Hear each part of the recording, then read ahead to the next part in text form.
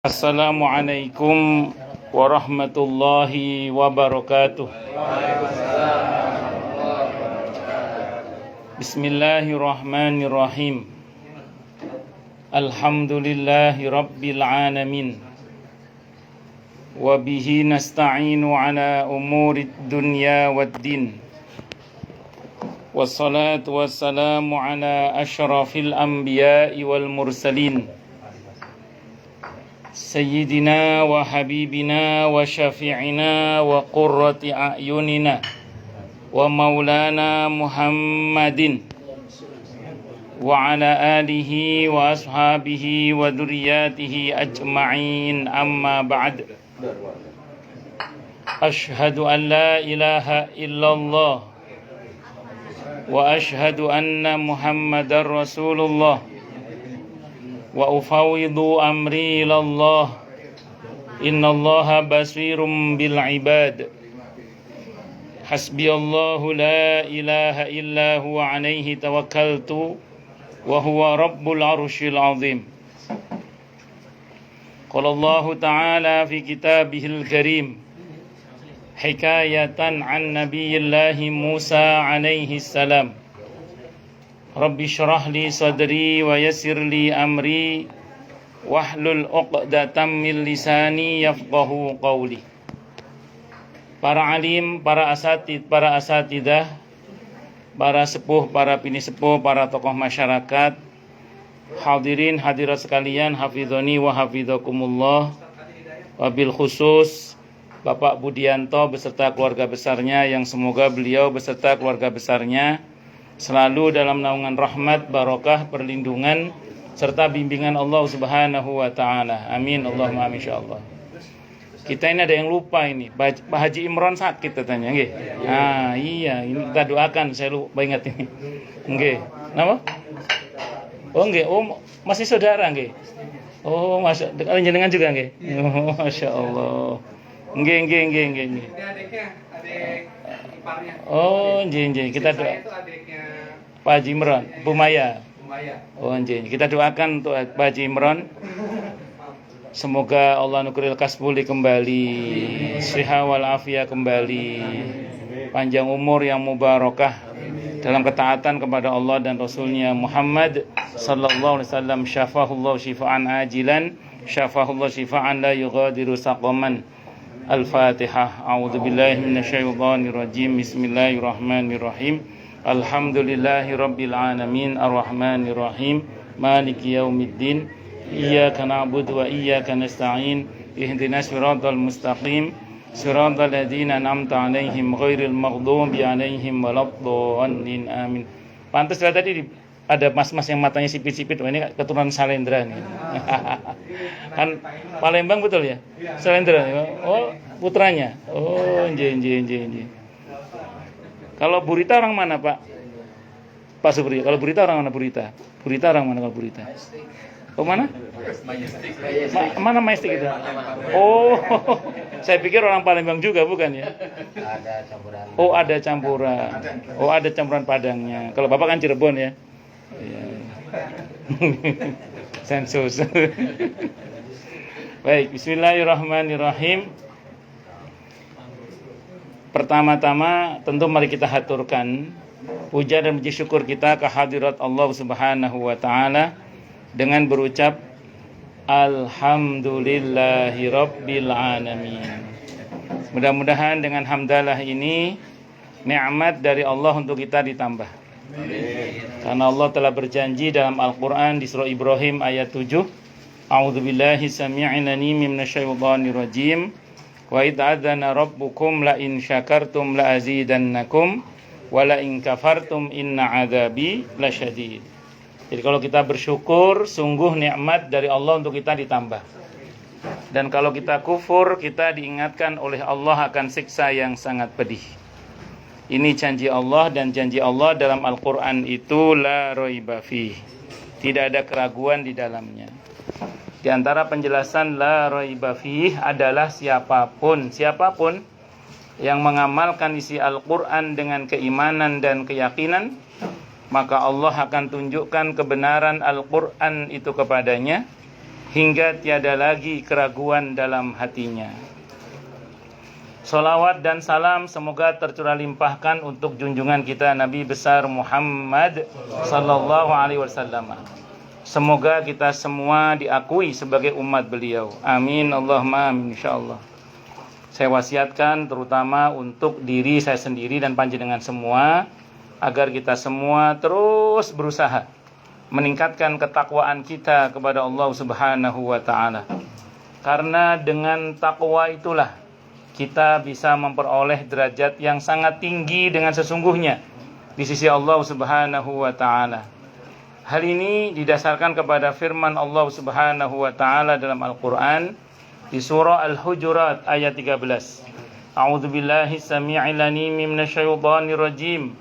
Ya ayyuhan nasu inna khalaqnakum min dzakarin wa untha waj'alnakum syu'uban wa qabaila lita'arafu inna akramakum 'indallahi atqakum al-ayah. Wahai manusia, sesungguhnya kami telah menciptakan kalian dari seorang laki-laki dan seorang perempuan, berkembang menjadi bersuku-suku dan berbangsa-bangsa agar kalian saling mengenal. Sesungguhnya yang paling mulia di antara kalian di sisi Allah adalah yang paling bertakwa. Allah juga berjanji akan memberikan bonus bagi siapapun yang sungguh-sungguh bertakwa kepada Allah, berupa solusi atau jalan keluar dari setiap masalah yang dia hadapi. Dan Allah juga berjanji akan memberinya rizki dari arah yang dia tidak duga sebelumnya. Hal ini didasarkan kepada firman Allah Subhanahu wa ta'ala dalam Al-Quran di surah At-Talaq ayat 2 dan 3. A'udzubillahi samii'il 'aliim minasyaitonir rajim. Wa may yattaqillaha yaj'al lahu makhraja wa yarzuqhu min haitsu la yahtasib. Dan barang siapa orang yang bertakwa kepada Allah, maka Allah akan berikan dia jalan keluar dan rizki yang tak terduga. Di ayat tempatnya Allah berfirman, wa may yattaqillaha yaj'al lahu min amrihi yusra. Siapa yang bertakwa kepada Allah, maka Allah akan jadikan urusannya mudah. Semoga kita semua minal muttaqin, bahkan lil muttaqina imama. Amin. Allahumma amin insyaallah. Bapak Ibu sekalian, hafizani wa hafizakumullah. Saya di BA oleh Pak Ali Mansur, katanya sahibul hajat, sahibul bait, pengen satu membahas masalah tasyakur, terutama menempati rumah yang enggak baru tapi baru direnovasi gitu ya. Kalau di dalam fikih madhab Syafi'i, karena kitab yang kita kaji setiap bulannya kan fikih madhab Syafi'i, yaitu kitab Fathul Qarib. Di dalam fikih madhab Syafi'i itu ada namanya wakiroh. Wakiroh itu walimah menempati rumah baru. Baik baru dalam arti baru rumahnya, maupun baru ditempati atau baru ditempati lagi. Itu wakiroh namanya. Itu di dalam fikih madhab Syafi'i sunnah. Jadi walimah di samping walimatul urus, walimatul arush, itu yang disunnahkan antaranya adalah wakiroh. Ya, dan walimah itu intinya satu, makan-makan memang ini. Ini belum apa-apa udah makan-makan semua ini. Kalau kakinya kesemutan boleh selonjor nggih, monggo. Berdiri lompat-lompat juga boleh bebas. Jadi intinya itu. Nah, makanya mendatangi walimah ini hukumnya napa? Wajib, kecuali kalau ada udzur itu boleh tidak hadir. Habis lagi tidak ada udzur, wajib hadir. Ini jenis walimah ini. Itu seperti itu. Wallahu a'lam bishawab. Bun, lanjut.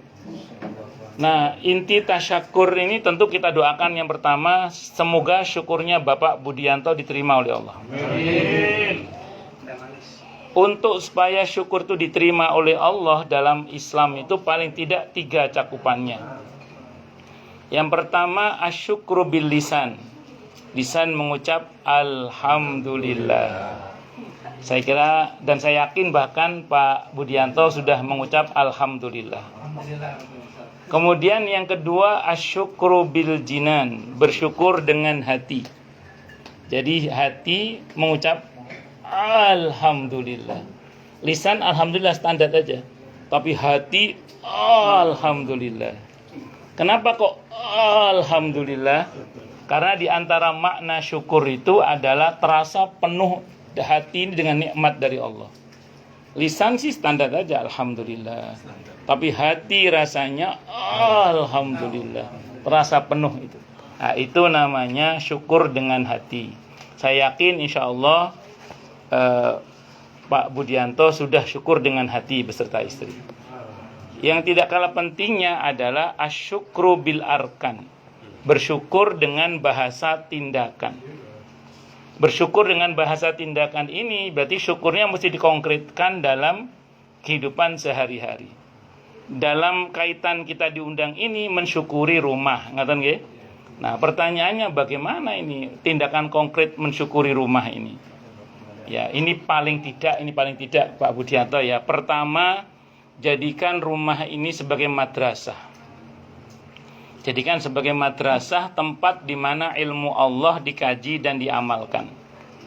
Maka sediakan waktu untuk Pak Budianto beserta istri dan anak-anak untuk bicara agama di dalam rumah ini, walaupun cuma 5 menit dalam sehari. Walaupun cuma 5 menit. Sediakan waktu, jangan sisakan waktu Mas. Sediakan waktu. Prakteknya nggak harus kayak gini. Ada ustadz yang datang, ada yang ceramah, nggak harus kayak gini, nggak harus. Sediakan waktu suami atau istri siapa yang baca Al-Qur'annya, atau adik yang baca Al-Qur'annya karena sudah mulai pintar ngajinya. Siapa yang baca terjemahannya, mamanya misalnya. Karena Pak Budianto kan rajin ngaji, terangkan isinya, kira-kira gitu. Siapa yang baca hadisnya, siapa yang baca terjemahannya, yang berilmu terangkan. Kalau ada yang muskil, tanyakan kepada ahlinya. Karena masalah agama, kalau ada yang muskil jangan dipecahkan sendiri. Takutnya setan nimbrung kalau bahasanya Imam Ghazali itu gitu. Makanya kalau ada perkara yang muskil dalam masalah agama, tanyakan kepada ahlinya. Pak Budianto, jangan lihat 5 menitnya Pak Budianto. Bayangkan kalau itu terjadi setahun, 5 tahun, 10 tahun Pak. Itu tanpa Bapak sadari, frekuensi Bapak dengan istri dan anak atau dengan keluarga kepada Allah itu jadi setara Pak. Sebab kenapa frekuensi kepada Allah antara suami, istri, dan anak-anak kadang tidak setara? Itu karena kadang suaminya rajin ngaji, istrinya nggak pernah ngaji. Atau dibalik, atau anaknya rajin ngaji, orang tuanya nggak pernah ngaji. Sehingga ketika diajak kembali pada ketentuan Allah, nggak siap. Suami nggak siap karena jarang ngaji. Atau istri nggak siap karena istri jarang ngaji. Atau anak-anak nggak siap karena anak-anak jarang ngaji. Orang tua nggak siap karena orang tuanya nggak pernah ngaji misalnya. Sehingga apa yang terjadi kemudian? Yang terjadi ketika diajak kembali pada ketentuan Allah dan Rasulnya, nolak. Kenapa? Karena frekuensinya nggak pernah disetarakan, nggak pernah disetarakan frekuensinya. Nah, cara menyetarakan itu tadi ngobrol soal agama walaupun cuma 5 menit. Saya ulang Pak Mas Budianto ya. Mas apa Pak sih sebenarnya jenengan ini? Pak. Ya Pak aja wis. Anaknya Mas. Anaknya sakit.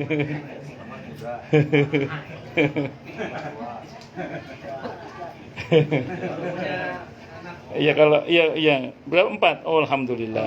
Ya. Baru 4 ya. Oh itu Bu katanya baru 4 Bu katanya. Oh lanjut. Jadi singkat kata singkat cerita, jangan lihat 5 menitnya. Lihat kalau itu terjadi selama setahun, 5 tahun, 10 tahun. Nanti silakan dirasakan. Maaf, saya juga masih belajar. Tapi nanti silakan dirasakan. Itu kalau ada masalah apa-apa, suami cukup mengatakan begini, udah mah nggak usah marah mah. Yuk kita duduk bareng. Maunya Allah ini bagaimana masalah kita ini? Maunya Rasulullah kita ini bagaimana? Atau penjelasan para ulama tentang kita ini bagaimana? Gitu. Itu saya jamin insya Allah istri mau, anak mau. Kenapa? Karena terbiasa bicara agama walaupun cuma 5 menit. Saya ulang walaupun cuma apa? 5 menit. Allah, bahkan nanti silakan dirasakan saja. Saya ulang, saya juga masih belajar. Kalau istri ngambek itu Mas, Mas saya bolak-balik gitu. Ya gitu ya. Jadi intinya gini, kalau misalnya panjenengan kalau sudah nanti terbiasa sampai 5 tahun, 10 tahun, itu kalau ada masalah sama istri itu, misalnya istri lagi ngambek gitu ya, misalnya gitu. Jenengan nggak usah ngomong tinggi-tinggi, cukup nyolek istri misalnya, Mah, Anissa 3435. Wah, gitu.